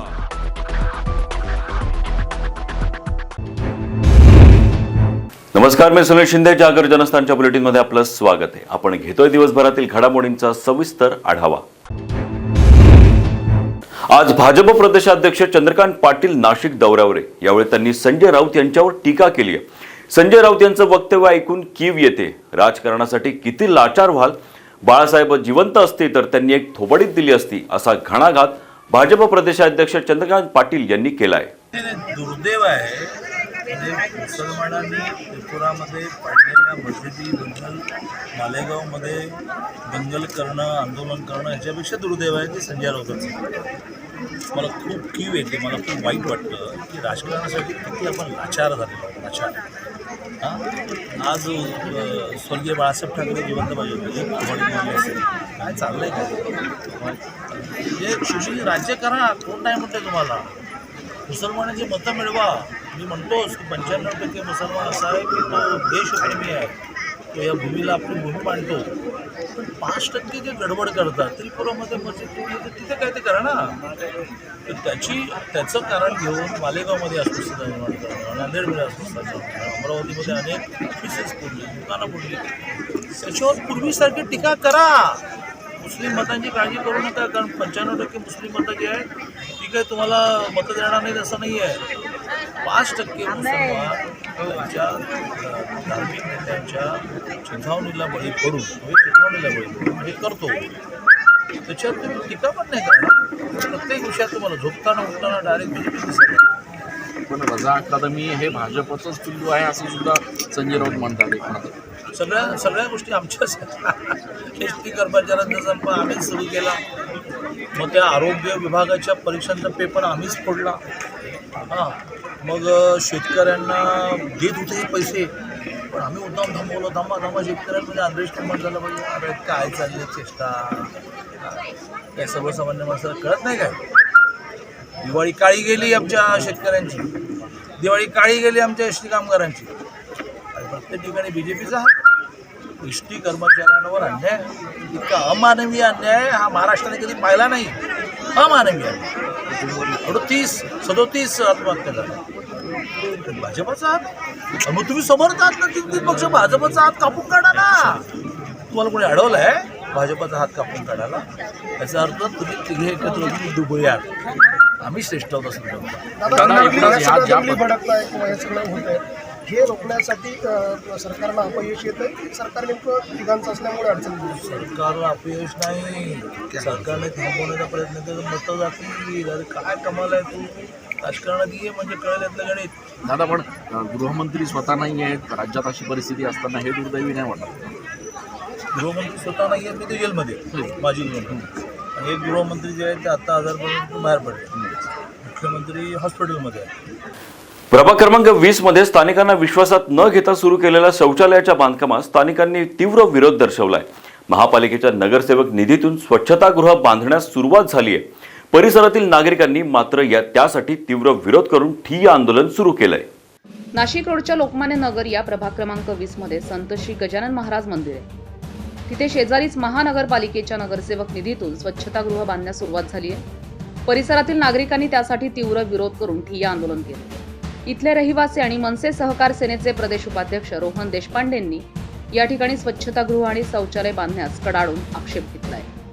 सामाजिक कार्यकर्ते रोहन देशपांडे आणि सहकार्यांनी काल 12 नोव्हेंबरला महापालिकेच्या आयुक्तांची भेट घेऊन त्यांना सविस्तर निवेदनही दिलंय. त्यात स्पष्टपणे नमूद करण्यात आलंय, या मंदिराच्या ठिकाणी पूर्वी मोकळा भूखंड होता. प्रभागातील विद्यमान नगरसेवकांनी तिथे आधी छोट्या स्वरूपात मंदिर उभारलं. कालांतरानं त्याला भव्य स्वरूप आलं आणि व्यावसायिक बाजारीकरण सुरू झालं. स्वतःची खासगी मालमत्ता समजून संबंधितांकडून मंदिराला मनमानीपणे टाळं लावलं जात असल्याच्या तक्रारी देखील आहेत. मोकळ्या भूखंडावर पूर्वी नागरिक सकाळ संध्याकाळ फिरण्यासाठी येत होते. लहान मुलं खेळत होती. त्यांच्या स्वातंत्र्यावर आणि मूलभूत हक्कांवर गदा आणली गेली. असे प्रकल्प महापालिका नक्कीच राबवत नाही याची आम्हाला खात्री आहे. हे मंदिर परिसरातील भाविकांचं श्रद्धास्थान आहे. इथे स्वच्छतागृह बांधून त्याच्या पावित्र्याचा भंग होईल अशी कृती करू नये. प्रभागातील नागरिकांच्या भावनेचा आणि आरोग्याचा विचार करून शौचालयाचं बांधकाम त्वरित थांबावं. येथील प्रस्ताव मंजूर केला असल्यास तो ताबडतोब रद्द करावा. मंदिर परिसरात राजकीय बैठका आणि उपक्रमांना मज्जाव करावा असं निवेदनात स्पष्टपणे नमूद करण्यात आलंय. आमची जी प्रमुख मागणी होती की आमच्या घरासमोर टॉयलेट नको, जे काही आवश्यकता नाही त्याची. ऑलरेडी तिथे एक टॉयलेट असताना दुसऱ्या टॉयलेटचा जो घाट घातलेला गेलेला होता, त्याच्या संदर्भात आम्ही आयुक्त उपायुक्तांची भेट घेतली. त्यांनी आम्हाला आश्वासन दिलं. प्रभाग सभापती आम्हाला पण तिथे भेटले. त्यांनी पण आम्हाला आश्वासन दिलं हे काम तात्काळ बंद करण्यात येईल म्हणून. एक गजानन महाराज मंदिराच्या आवारात जे शौचालयाचं बांधकाम चालू आहे त्याला स्थानिक नागरिक म्हणून आमचा विरोध आहे. गजानन महाराज मंदिर म्हणून जे मंदिराचं पावित्र्य राखलं गेलं पाहिजे ते राहून त्या बाजूला त्या परिसरात एक आजूबाजूला उद्यान वगैरे अशी जी व्यवस्था आहे तिथे आम्हाला वास्तव्य फिरायला खेळायला जागा असली पाहिजे, तर शौचालय नको ही आमची ठाम भूमिका आहे. त्याच्यामुळे आजूबाजूच्या परिसरातल्या लोकांना दुर्गंधी, वास आणि इतर त्रास होऊ शकतो. तर त्यामुळे शौचालय आम्हाला नको. तशा प्रभागात अशा प्रकारे जर काही करायचं असेल तर दुसरीकडे अन्यत्र कुठे करावं, पण महाराजांच्या मंदिरात पावित्र्य हे राखलं गेलंच पाहिजे. स्थानिक महिला वर्गाला देखील याचा त्रास होत असून शौचालय बांधल्यानंतर दुर्गंधीचं साम्राज्य पसरू शकतं असा सवाल इथल्या महिला रहिवाशांकडून उपस्थित केला जातोय. ऑलरेडी एक टॉयलेट असताना बाकीच्या 3ची गरज नव्हती, आमचं एवढंच म्हणणं होतं. फक्त तिथे बाकीचे जे सगळे कार्यक्रम चालतात त्याला मंदिराची जागा ऑलरेडी अपुरी पडते म्हटल्यानंतर एवढे 3 एक्स्ट्रा टॉयलेटची गरज नव्हती. आणि फक्त म्हणजे बाकीच्यांच्या मंदिरात जे लोक दर्शनाला येतात ते फक्त देवदर्शनालाच येतात. तिथे बाकी कोणी असे काही करण्यासाठी असे मला वाटत नाही कोणी जात असेल असं. त्यामुळे या 3ची गरज नाही, ते काम त्वरित थांबवावं अशी आमची इच्छा आहे. नाही, त्यांनी आम्हाला व्यवस्थित मार्गदर्शन केलं आणि हे काम त्वरित थांबवण्यात येईल असं त्यांनी आम्हाला आश्वासन दिलं. त्यासाठी आम्ही त्यांचे आभारी आहोत. आम्हाला लोकप्रतिनिधी विश्वासात घेत नाही, विचारत नाही किंवा आमचे त्यांनी मतं जाणूनच नाही घेतले. आता हे जे काम चालू आहे ते माझ्या अगदी घराच्या समोर आहे, त्याचा आम्हाला खूप त्रास होणार आहे. त्यामुळे आमची अशी अपेक्षा होती की त्यांनी आम्हाला कन्सिडर करायला हवं होतं. ते केलं नाही म्हणून आम्हाला इथपर्यंत यावं लागलं.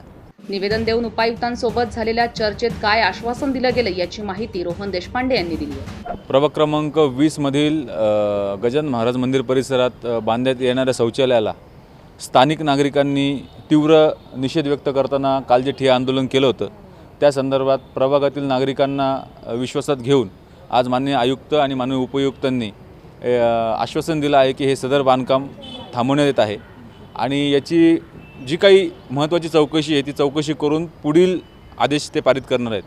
परंतु दुसरा महत्त्वाचा मुद्दा असा आहे की या गजानन महाराज मंदिर परिसरामध्ये जे स्थानिक लोक राहतात त्या स्थानिक लोकांच्या भावनेचा विचार करून तिथे उपक्रम करण्यात यावे. मान्य नगरसेवकांनी सदर लोकांना जर बरोबर घेऊन जर पुढील उपक्रम केले तर मला असं वाटतं की ते फार बरं होईल. स्थानिक लोकभावनेचा विचार करून पुढचे उपक्रम करताना देखील तुम्ही लोकांच्या भावना लक्षात घेतल्या पाहिजे आणि लोकांना प्राधान्य दिलं पाहिजे.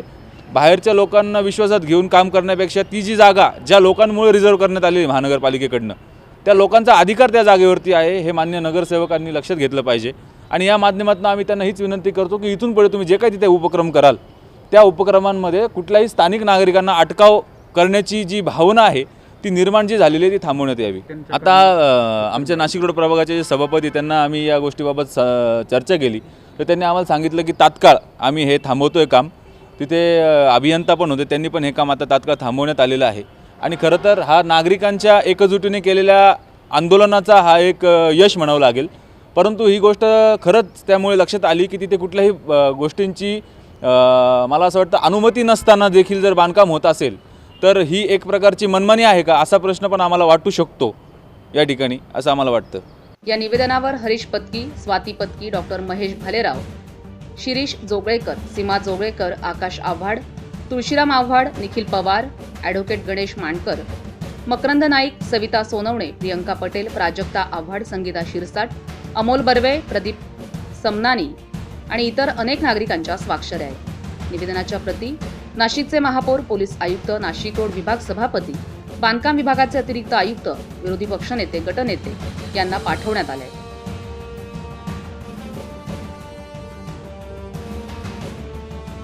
जागर जनस्थानसाठी शुभम बोडके, नाशिक. नाशिक महानगरपालिकेच्या स्थायी समितीची साप्ताहिक सभा काल 12 नोव्हेंबरला संपन्न झाली. स्थायी समितीच्या सभेत विविध विषयांवर चर्चा झाली. नाशिक महानगरपालिकेच्या स्थायी समितीची साप्ताहिक सभा काल 12 नोव्हेंबरला संपन्न झाली. स्थायी समितीच्या सभेत विविध विषयांवर चर्चा करण्यात आली. सुधाकर बडगुजर यांच्या वार्डात विकास कामं होतात, मात्र माझ्या वार्डात विकास कामं होत नाही असे आरोप करून नगरसेवकांचा प्रशासनाच्या अधिकाऱ्यांवर दबाव असल्याचेही आरोप करण्यात आले. मात्र सुधाकर बडगुजर आणि मुकेश शहाणे यांच्यामधील विकासात्मक धोरणांवर होणारे वाद पुन्हा पाहायला मिळाले. बघूयात काय म्हणाले सुधाकर बडगुजर. घराला कडीकोटा लावायचा, कुठलं ऑफिस बंद करायचं असं उद्मात अनेक लोकप्रतिनिधी बघितलेलं आहे आणि अनेक संपलेले पण आहेत.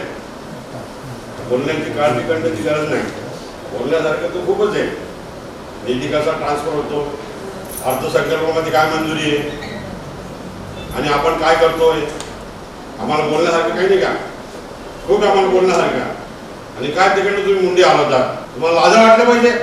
आम्ही पण लोकप्रतिनिधी तर स्टँडिंग कमिटी काय सेटलमेंटची स्टँडिंग कमिटी का तिकडनं माना आला होता तुम्ही काय झालं ते 295 DDR घोटाळ्याचा का तो आला नाही रिपोर्ट का नाही आला स्टँडिंग कमिटीच्या चेअरमननी तुम्हाला आदेशित केलं मागच्या वेळेस की पुढच्या सभागृहामध्ये आम्ही सर्व अहवाल ठेवतो का नाही ठेवला गेला खुर्चीला मान आहे मला ती खुर्चीवर बसणारा कोण व्यक्ती आहे मला काय दादागिरी निघाल्याची कोणासारखी मी सभ्यतेने सांगतोय 1 महिना गेला 2 महिना गेला 3 महिना गेला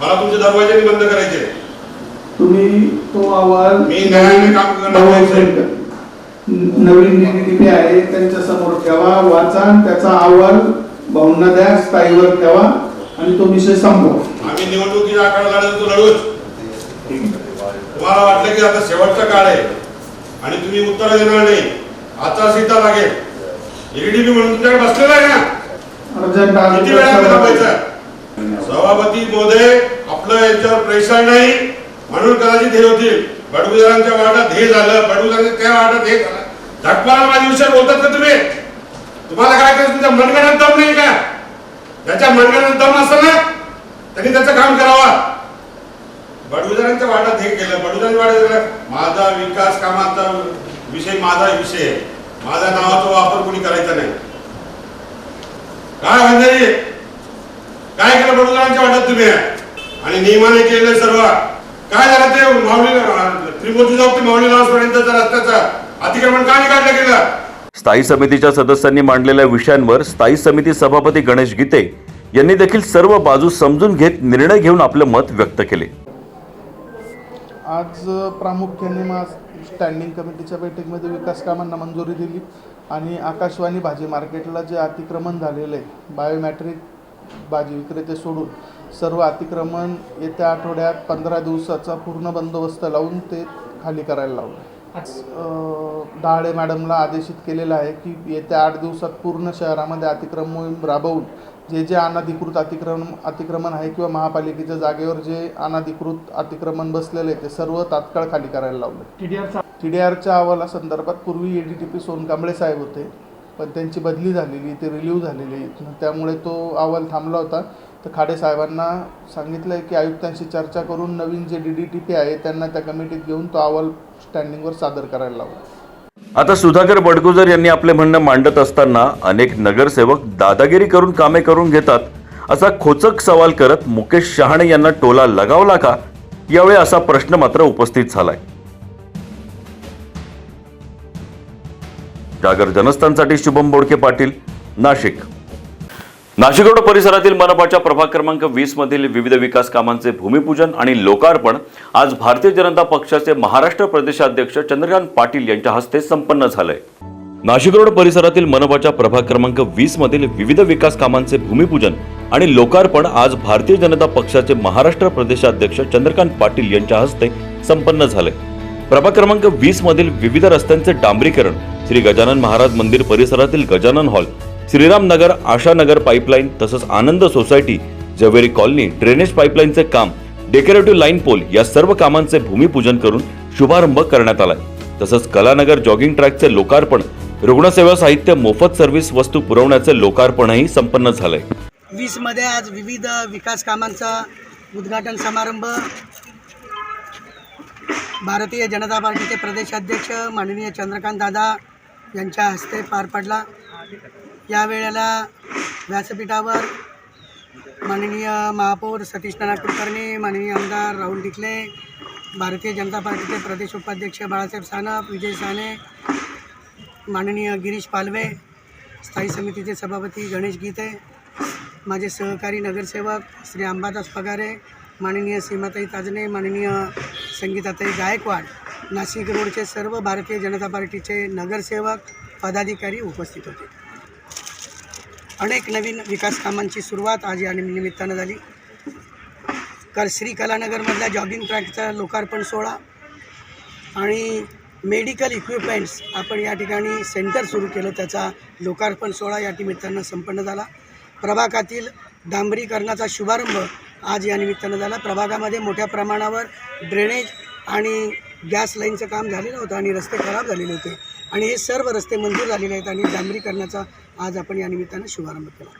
यावेळी भाजपा प्रदेशाध्यक्ष चंद्रकांत पाटील यांच्यासह आमदार ॲडव्होकेट राहुल ढिकले, माजी आमदार बाळासाहेब सानप, महापौर सतीश कुलकर्णी, शहराध्यक्ष गिरीश पालवे, लक्ष्मण सावजी, विजय साने, नाशिक रोड मंडलाध्यक्ष हेमंत गायकवाड, प्रभाग क्रमांक 20 चे नगरसेवक संभाजी मेरुसकर, नगरसेविका संगीता गायकवाड, नगरसेवक अंबादास पगारे, नगरसेविका स्मिता ताजणे तसंच भारतीय जनता पक्षाचे पदाधिकारी, कार्यकर्ते आदींसह प्रभागातील नागरिक, महिला भगिनी आदी उपस्थित होते. जागर जनस्थानसाठी संदीप नवसे, नाशिक. या बातमीसोबत वेळ झाली का ब्रेकची. आपण कुठे जाऊ नका, पाहत राहा जागर जनस्थान. या ठिकाणी घोषणा करतो, जे आजपर्यंत तुम्हाला कधी नाशिकमध्ये दिसलं नव्हतं असं चित्र मला तुम्हाला नाशिकमध्ये दाखवायचं होतं. नाशिक मी दत्तक घेतो, दाखवलं पण. प्रगती करणाऱ्या शहरांमध्ये नाशिकचा 16वा क्रमांक होता. आता एवढ्या सगळ्या गोष्टी केल्यानंतर हाती काय येतो? पराभव. नाशिकचं नाव सुद्धा तुम्ही दत्तक घेताना मग का सुरू केलं नाही? काही जणांच्या मनामध्ये अशी शंका आहे की नाशिकमध्ये शिवसेना राहिली की नाही, शिवसेना मलूल झाली, मग शिवसेना गळपटली. हे बघा ना इकडे. आखाडा नाशिक महानगरपालिकेचा लवकरच आपला जागर जनस्थान वाहिनीवर.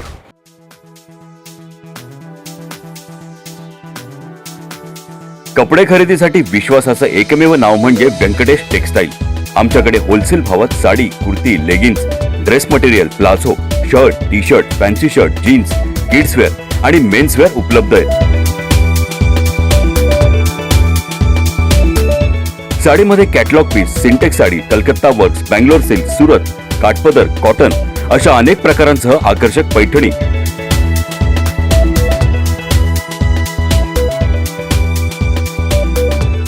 नवरीसाठी स्पेशल शालू योग्य भावात उपलब्ध आहे. लग्नाच्या बस्त्यासाठी खास सोय आणि 10 ते 15% सवलत व्यंकटेश टेक्सटाईलचे संचालक दीक्षांत काबरा यांनी उपलब्ध करून दिली आहे.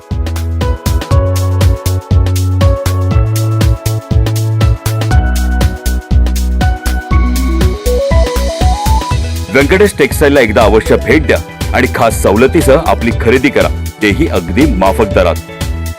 आमचा पत्ता व्यंकटेश टेक्सटाईल, मंडलिक माळासमोर, पाटाच्या शेजारी, Makhmalabad road, RTO link road, Panchavati, Nashik. Prana the Healing Tree, an exclusive center for children with special needs and patients with post-COVID complications as well as those suffering from stress, anxiety, depression and panic attacks. Service available: Ayurveda treatment, homeopathy treatment, audiology and speech therapy, animal assistant therapy, physiotherapy, yoga session, occupational therapy, aromatherapy. Address: first floor, Anand Kunji apartment, opposite Sankaracharya Nyas, near Old Gangapur Naka, Gangapur Road, Nashik, 422003. Contact 8010179220.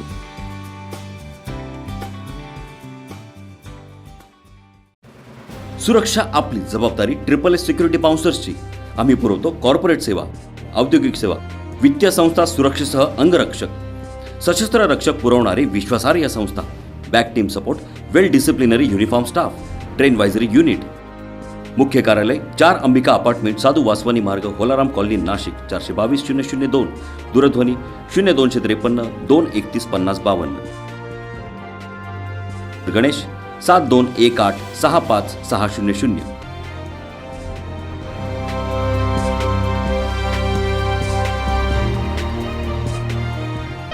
पंख आम्ही देतो, उंच भरारी तुम्ही घ्या. गरुड safe career academy.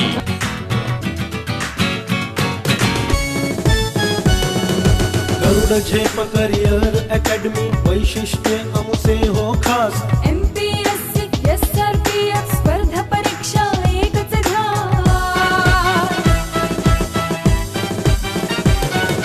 सरळ सेवा भरती प्रक्रियेत नोकरीची संधी मिळेल. विविध खाते, विविध पदांचे मार्गदर्शन इथे मिळेल. रेल्वे भरती, पोलीस भरती, सिलेक्शन इथे होती. रेल्वे भरती, पोलीस भरती, सिलेक्शन इथे होती. भविष्य उज्ज्वल घडविण्या कटिबद्ध कटिबद्ध आम्ही पंख आमचे उंच भरारी घ्या तुम्ही, उंच भरारी घ्या तुम्ही.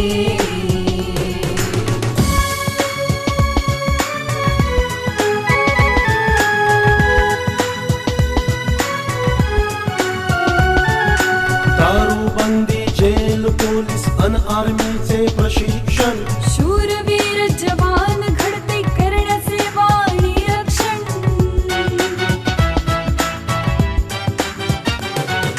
तज्ञ शिक्षक सर्व सुविधा अन राहण्याची सोय इथे.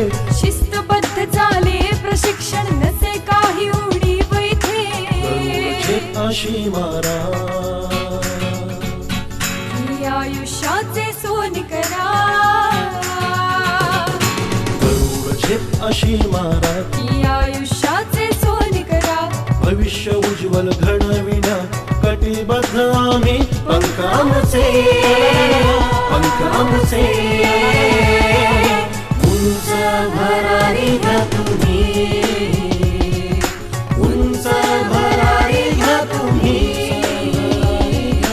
उंच भरारी घ्या तुम्ही.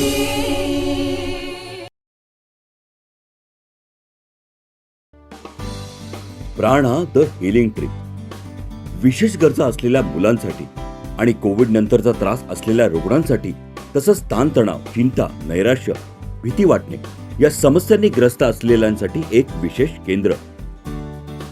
इथल्या सुविधा आयुर्वेदिक तपासणी व उपचार, होमिओपॅथी तपासणी व उपचार, श्रवण व वाचा उपचार, ॲनिमल असिस्टंट तपासणी, फिजिओथेरपी, योगा प्रशिक्षण वर्ग, ॲक्युपेशनल तपासणी व उपचार, ॲरोमा थेरपी. पत्ता पहिला मजला, अनंतकुंजी अपार्टमेंट, शंकराचार्य न्यास समोर, गंगापूर नाकाजवळ, गंगापूर रोड, नाशिक 422003. संपर्क 8010179220.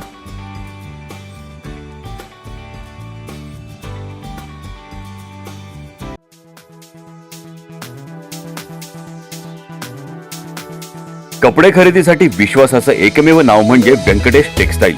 आमच्याकडे होलसेल भावात sari, kurti, leggings, dress material, palazzo, shirt, T shirt, fancy shirt, jeans, kidswear आणि मेन्सवेअर उपलब्ध आहे.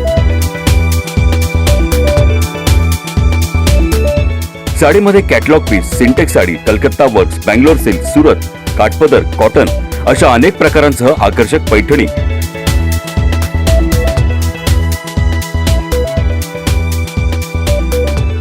नवरीसाठी स्पेशल शालू योग्य भावात उपलब्ध आहे. लग्नाच्या बस्त्यासाठी खास सोय आणि 10 ते 15% सवलत व्यंकटेश टेक्सटाईलचे संचालक दीक्षांत काबरा यांनी उपलब्ध करून दिली आहे.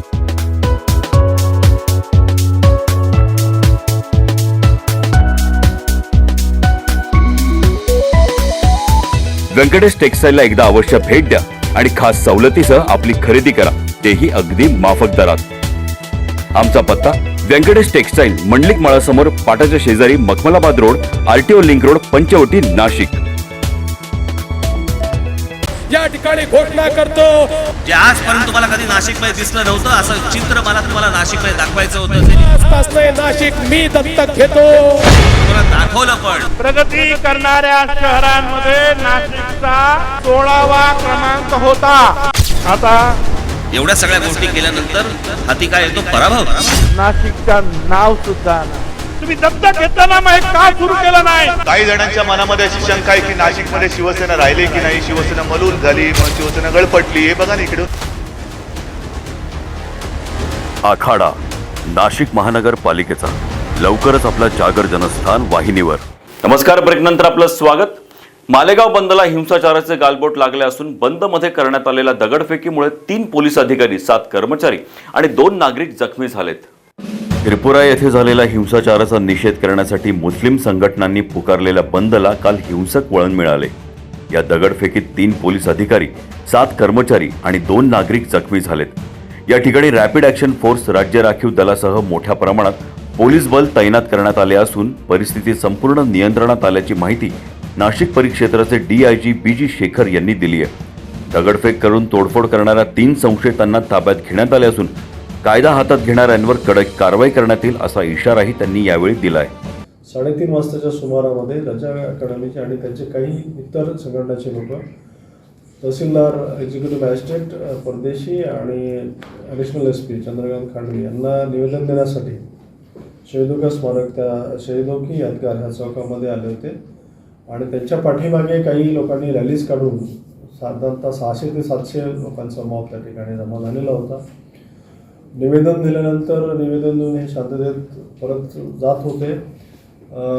त्या 500 ते 600 लोकांमधले काही लोक कुसुंबा रोडनी जाण्याचा प्रयत्न करत होते, परंतु ते कुसुंबा रोडला न जाता तिथून ते सहारा हॉस्पिटलवर गेले. तिथे त्यांनी दगडफेक केली, निषेधच्या काही घोषणा दिल्या आणि तिथून परत न्यूज स्टँडकडे जाऊन त्या ठिकाणी पण दगडफेक केली, जाळपोळ केली. याच्यामध्ये 5 ते 6 दुकानांचं नुकसान झालेलं आहे. ATMचं पण नुकसान झालेलं आहे. सहारा हॉस्पिटलच्या काही काचा 2-3 फुटलेल्या आहेत.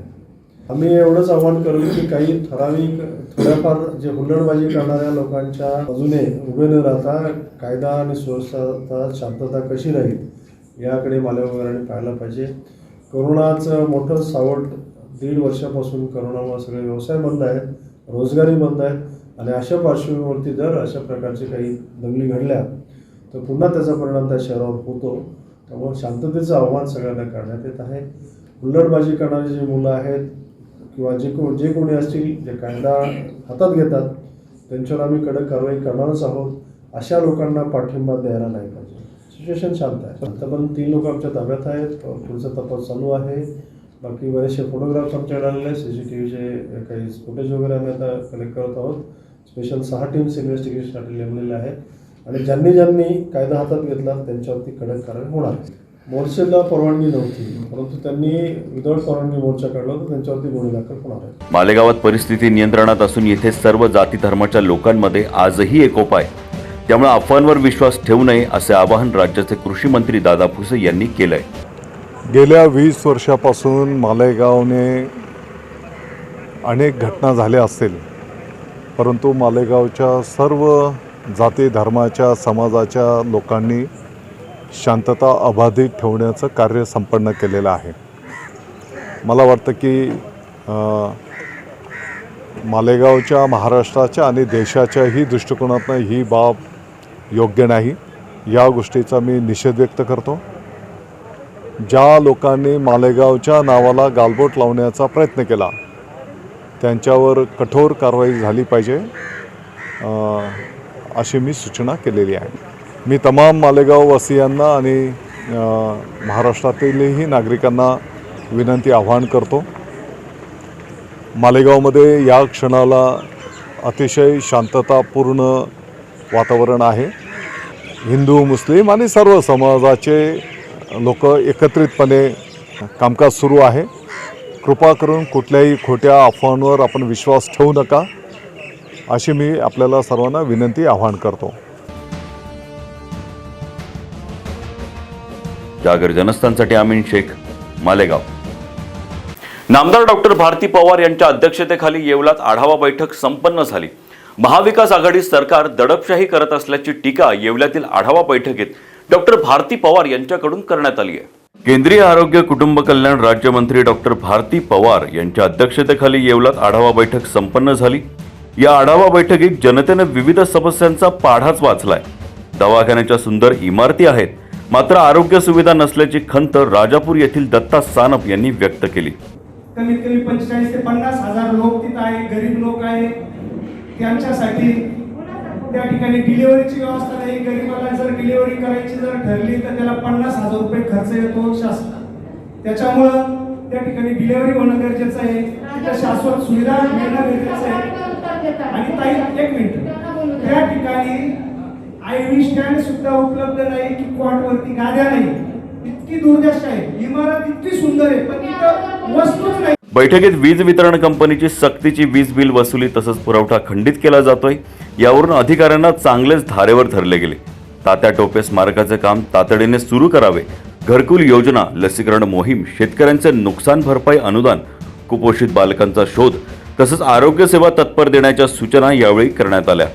महाविकास आघाडी सरकार ST कामगारांच्या समस्या जाणून न घेता दडपशाही करून उलट त्यांच्यावर निलंबनाची कारवाई करतंय असा आरोप नामदार भारती पवार यांनी आढावा बैठकीत केलाय. वेगवेगळे या महाविकास आघाडी सरकार आल्यापासून प्रत्येक विभागाचा कार्यभार सांभाळत असताना कसं दुर्लक्ष होतं आहे कर्मचाऱ्यांकडे देखील. तर आता आपण बघितलं की ST कर्मचाऱ्यांचा संप चालू आहे. हा संप अतिशय शांततेत चालू होता आणि त्यांनी त्यांच्या मागण्या ठेवल्या होत्या समोर, परंतु कुठेतरी दडपशाही करायची आणि त्यांच्यावर निलंबनासारखी कारवाई करायची. एकीकडे त्यांचं ऐकूनही घ्यायचं नाही आणि दुसरीकडे त्यांची कारवाई करून त्यांना सेवेतनं काढून टाकायचं. या बाबतीत मी देखील काल मुख्यमंत्री महोदयांना पत्र लिहिलं, परिवहन मंत्र्यांना देखील पत्र लिहिलं. त्या पत्राचं उत्तर येणार नाही हे मलाही माहिती आहे, परंतु ह्या आंदोलनास आमचा पाठिंबा आहे हे आम्ही आधीच भाजपा पक्षाकडून प्रत्येक तालुक्याच्या ठिकाणी जिथे डेपो आहेत, जिथे आमचे कर्मचारी उपोषणाला आंदोलनाला बसले, तिथे आमच्या टीमने जाऊन त्यांना सपोर्ट केला आहे. त्यांच्या पाठीशी आम्ही आहोत. या बैठकीस तहसीलदार प्रमोद हिले, मुख्याधिकारी संगीता नांदुरकर, तालुका वैद्यकीय अधिकारी डॉक्टर नेहते, तालुका कृषी अधिकारी कारभारी नवले, वैद्यकीय अधिकारी शैलिजा कुप्पास्वामी आदींसह सर्व विभागातील अधिकारी हजर होते. जागर जनस्थानसाठी अय्यूब शहा, येवला. तर कंगना रनौत विरोधात देशद्रोहाचा गुन्हा दाखल करा अशी मागणी धुळे युवती सेनेकडून आता करण्यात आली आहे. भारताला 1947 साली मिळालेले स्वातंत्र्य ही भीक असून खरे स्वातंत्र्य 2014ला मिळाले असं वक्तव्य करणाऱ्या अभिनेत्री पद्मश्री कंगना रनौत हिच्या विरोधात धुळे शहर पोलीस स्टेशन येथे शिवसेनेच्या युवती सेनेतर्फे तक्रार दाखल करण्यात आली आहे. तसंच नुकताच मिळालेला पद्मश्री पुरस्कार परत करावा अशी मागणी देखील करण्यात आली आहे. कंगनाचे वक्तव्य देशविरोधी आणि स्वातंत्र्य सैनिकांचा अपमान केल्याने तिच्या विरोधात तातडीनं गुन्हा दाखल करण्यात यावा अशी मागणी पोलिसांना दिलेल्या तक्रारीत करण्यात आली आहे. कंगना रनौत तिने जे 2-3 दिवसाआधी जे वक्तव्य केलं आहे चुकीचा दिला आहे. 1947 साली नाही तर 2014मध्ये स्वातंत्र्य भेटलं आहे आणि जे स्वातंत्र्य 1947 साली भेटला होता तो भीक होती. हे चुकीचं वक्तव्य करून सुद्धा भाजप त्यांना पाठीशी घालत आहे. मागेही त्यांनी महाराष्ट्राबद्दल चुकीचे वक्तव्य केलेले आहे. या असेच वक्तव्य करत राहिले तर पुढे चालून मोठी घटना घडू शकते. तर तिची नोंद करावी आणि त्यांच्याबद्दल कार्यवाही करून घ्यावी. आज आम्ही इथे जमलेलो आहे त्यांच्याबद्दल खटला नोंदायला आणि ते नोंदणारच आहो. त्यांनी देशाचा स्वातंत्र्य जे सैनिक होते त्यांचा जे वीर होते त्यांनी जे स्वतःचे प्राण गमावून आपल्याला स्वातंत्र्य मिळवून दिलं आहे त्यांच्याबद्दल अपमान केलेला आहे. तर हा देश कदाही सहन करू शकणार नाही. ते त्यांच्याशी परत घ्यावं असं आमची सगळ्यांकडनं माग आहे की ते त्यांना शोभणार नाही. पद्मश्री ज्यांना ते दिलेलं आहे त्यांनी असं काही काम केलेलं नाही आहे, उलट ते देशाचा अपमान करत आहे. तर तो जो दिलेला आहे त्यांनी तो परत घ्यावे. जागर जनस्थानसाठी नागिन मोरे, धुळे. नाशिक रोड परिसरातील मनपाच्या प्रभाग क्रमांक 20 मधील विविध विकास कामांचे उद्घाटन करण्यापूर्वी आजच्या दिवसाची सुरुवात नाशिक रोड भाजपा मंडल अध्यक्ष हेमंत गायकवाड यांच्या निवासस्थानी भेट देऊन करण्यात आली आहे. भारतीय जनता पक्षाचे महाराष्ट्र प्रदेशाध्यक्ष आमदार चंद्रकांत पाटील हे आज नाशिक रोड परिसरातील मनपाच्या प्रभाग क्रमांक 20 मधील विविध विकास कामांचे भूमिपूजन करण्यासाठी नाशिक शहरात आले. त्यांनी उद्घाटन करण्यापूर्वी आजच्या दिवसाची सुरुवात नाशिक रोड भाजपा मंडल अध्यक्ष हेमंत गायकवाड यांच्या निवासस्थानी भेट देऊन केली आहे. यावेळी चंद्रकांत पाटील यांनी नाशिक रोड भाजपा मंडळाच्या तसंच महिला मंडळाच्या विविध आघाड्यांच्या सर्व पदाधिकाऱ्यांशी परिचय करून घेत वैद्यकीय माहिती विचारत संवाद साधलाय. त्याचबरोबर गायकवाड कुटुंबातील रितिका गायकवाड, करण गायकवाड, प्रभावी गायकवाड यांच्याशी दिलखुलास गप्पा गोष्टी करत त्यांच्या शैक्षणिक प्रगतीबाबत आणि उद्योग व्यवसायाबाबत माहिती घेऊन त्यांना भविष्यातील उद्दिष्टांबद्दल महत्त्वपूर्ण मार्गदर्शनही केले. शिक्षण सभापती संगीता गायकवाड यांनी नाशिक शहरातील मनपाच्या शाळा किती आदी प्रश्न विचारून सविस्तर माहिती जाणून घेतली. त्याचबरोबर प्रभागातील केलेल्या विकास कामांचा आढावाही घेतलाय. विशेष बाब म्हणजे या भेटीत भाजपा प्रदेशाध्यक्ष चंद्रकांत पाटील आणि मंडलाध्यक्ष हेमंत गायकवाड यांच्यात भाजपच्या आगामी संघटनात्मक कार्य आणि आगामी महानगरपालिका निवडणूक याच्या अनुषंगाने काही विषयांवर महत्त्वपूर्ण चर्चा संपन्न झाली आहे। वास्तविक पाहता चंद्रकांत पाटील हे या देशातील तसंच राज्यातील सर्वात मोठ्या राजकीय पक्षाचे प्रदेशाध्यक्ष आहे आणि राज्याचे एक मोठे नेते आहेत। असे असले तरी आजच्या या भेटीत कुठलाही बडेजावपणा न दाखवता त्यांनी या निमित्ताने एका अगदी सर्वसामान्य छोट्या पदाधिकाऱ्याच्या घरी भेट देत जलपान करून आपल्या ठायी असलेल्या विशेषत्वाची पुनर्प्रचिती दिली आहे। तुलसी विवाह योग असेपर्यंत दीपावली साजरी केली जाते। त्या अनुषंगाने नाशिक मनपाच्या शिक्षण समितीच्या सभापती तथा प्रभाग क्रमांक 20 च्या नगरसेविका संगीता गायकवाड यांनी चंद्रकांत पाटील यांचे औक्षण करून श्रीफळ तसंच करगोटा देऊन भाऊबीजही साजरी केली आहे। यावेळी हेमंत गायकवाड, संगीता गायकवाड, रितिका गायकवाड, करण गायकवाड, प्रभावी गायकवाड, कांचन चव्हाण आदींसह नाशिक रोड भाजपा मंडळाचे पदाधिकारी कार्यकर्ते उपस्थित होते। जागर जनस्थानसाठी संदीप नवसे, नाशिक। या बातमीसोबत वेळ झाली इथेच थांबण्याची। आपण पाहत राहा जागर जनस्थान। स्वतःबरोबर इतरांची काळजी घ्या आणि सुरक्षित राहा।